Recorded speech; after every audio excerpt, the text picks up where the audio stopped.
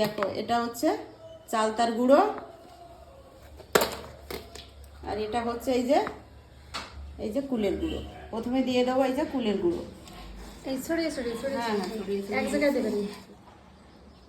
আজকে বানাবো একটা পুরোনো দিনের হারিয়ে যাওয়া গুড় দিয়ে চালতের গুঁড়ো আর হচ্ছে কুলের গুঁড়ো মাখা। সঙ্গে শেয়ার করি কিভাবে এই গুঁড়োটা আমি মাখি, তোমরা দেখো। এই দেখো এটা হচ্ছে চালতার গুঁড়ো, আর এটা হচ্ছে এই যে কুলের গুঁড়ো। কন্টেনারে করে এই যে টাইট করে রেখে দিয়েছিলাম। হাওয়া বাতাস লাগলে গুঁড়োটা দলা হয়ে যেতে পারে, তাই জন্য কড়াইতে গুড় দিয়ে জাল দিতে বসিয়ে দিয়েছি। এটা হচ্ছে খেজুরের গুড়। খেজুরের গুড় দিয়ে মাখলে তো খুব সুন্দর লাগে, টেস্টও দারুণ হয়। গুড়টা তো ফুটে উঠেছে, এবার এক এক করে আমি চালতার গুঁড়ো আর কুলের গুঁড়ো দিয়ে দেবো। প্রথমে দিয়ে দেবো এই যে কুলের গুঁড়ো। এই ছড়িয়ে ছড়িয়ে হ্যাঁ হ্যাঁ ছড়িয়ে এক জায়গায় দেবেন না।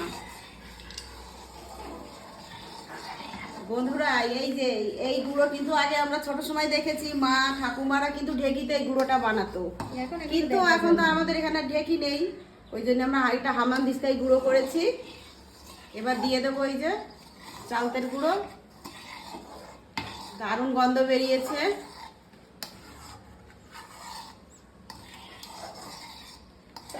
কুলের গুঁড়ো একটু দিয়ে দেন। হ্যাঁ দেবো, দেখে একটু নেড়ে দিই। সুন্দর করে নেড়ে দিতে হবে, দারুণ গন্ধ বেরিয়েছে।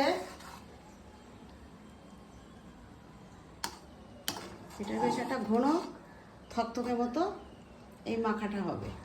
চালতার গুঁড়ো আর হচ্ছে কুলের গুঁড়ো মাখা হচ্ছে। ওই হেভি জিনিস, এরা ছোটবেলায় খেতাম, এখন ওইগুলো দুধ দিয়ে খেতে হয়, হেভি লাগে খেতে।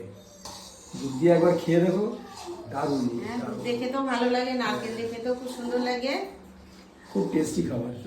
পুরো দুধ দিয়ে খাও, ভালো ঠিক বানাও, আছে। বানাও, সুন্দর করে বানাও। হ্যাঁ সুন্দর হয়ে গেছে, ঠিক আছে।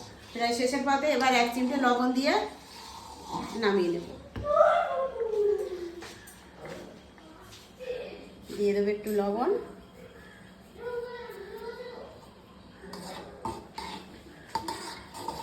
এটা ঠান্ডা হয়ে গেলে একটা কাঁচের বয়ামে করে রেখে দিয়ে এটা অনেকদিন ধরে খাওয়া যাবে। ছোটবেলায় কিন্তু এই যে আমাদের মা ঠাকুমা কাকিমা এরা কিন্তু এই যে চালতের গুঁড়ো কুলের গুঁড়ো দিয়ে মাখা করে রেখে দিত, আমরা খেতাম। তখন তো অনেক এত কিছু ভ্যারাইটিস খাবার পাওয়া যেত না, এইগুলো ছিল আমাদের ছোটবেলার খাবার। খেয়ে দেখো তো কেমন লাগছে। কেমন লাগছে? তুমি দুধ দিয়ে ভাত দিয়ে খাবে। হ্যাঁ আমরা ছোটবেলায় খেতাম, তোমার মতো যখন ছিলাম তখন আমরা এটা খেতাম। হ্যাঁ কুলের আচার, তেঁতুলের আচার এগুলো করে তোমার বড় মা বয়ানে করে রেখে দিত।